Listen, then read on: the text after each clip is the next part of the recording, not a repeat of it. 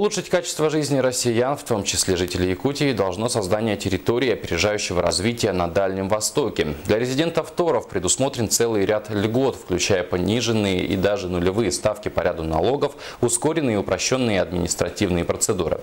На недавнем совещании с Дмитрием Медведевым полпред на Дальнем Востоке Юрий Трутнев отметил, что только с учетом якорных вложений в ТОР это 383 миллиарда рублей частных инвестиций и более 23 тысяч рабочих мест. На это надо будет затратить 33 миллиарда бюджетных средств, что составляет менее 10%. Чем не улучшение качества жизни? Один из будущих ТОРов – индустриальный парк Кангаласы. На сегодняшний день официальные заявки на получение статуса резидентов уже поступили от 15 предприятий. Это преимущественно компании, занимающиеся производством строительных и промышленных материалов из местного сырья.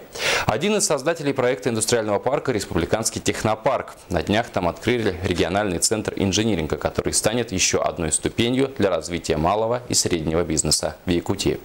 Открытие центра, необходимого для развития малого и среднего бизнеса, вошло в дорожную карту развития Республиканского технопарка. Работа над созданием началась еще в прошлом году. Теперь для предпринимателей появилась возможность полноценно реализовать проекты. Сначала необходимо прийти с идеей в технопарк, затем в инжиниринговый центр. Технопарк все-таки бизнес-инкубатор. Мы, вот, как наш слоган, от идеи к жизни. То есть инжиниринговый центр нацелен, чтобы понимать, для тех, кто уже что-то производит. То есть который уже столкнулся с технологическими проблемами, с производственными проблемами. Вот, а технопарк – это для тех компаний, которые только пришли и только пытаются создать. Проект реализуется на федеральные и республиканские деньги. Предпринимателям помогают пройти полную технологическую цепочку от привлечения различных институтов к разработке до проектирования заводских помещений и сертификации продукции. При первом обращении в центр все бесплатно. При последующих визитах цена составляет 20% от общей стоимости услуги. Есть период, так называемый долина смерти, когда уже есть идея и даже команда, но еще нет средств, нет понимания, как двигаться к реализации идеи. И обычно не все достигают конца этой долины. Кто-то просто бросает дело, кто-то влезает в долги.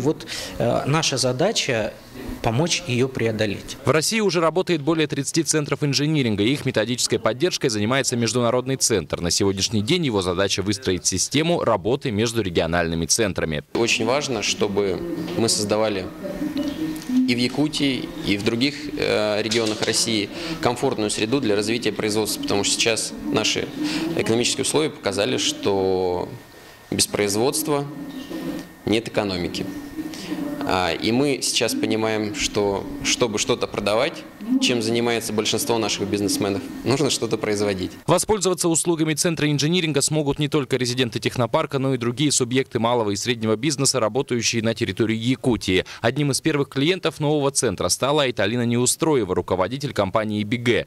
Предприятие занимается производством лакокрасочной продукции. С 2012 года является резидентом технопарка, то есть с момента открытия. В следующем году компания собирается переезжать. В июле должно завершиться строительство завода на территории индустриального парка Кангаласы.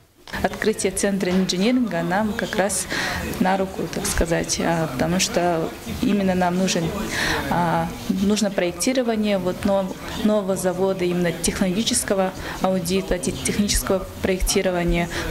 Все это как раз уже идет на развитие, для развития нашей деятельности.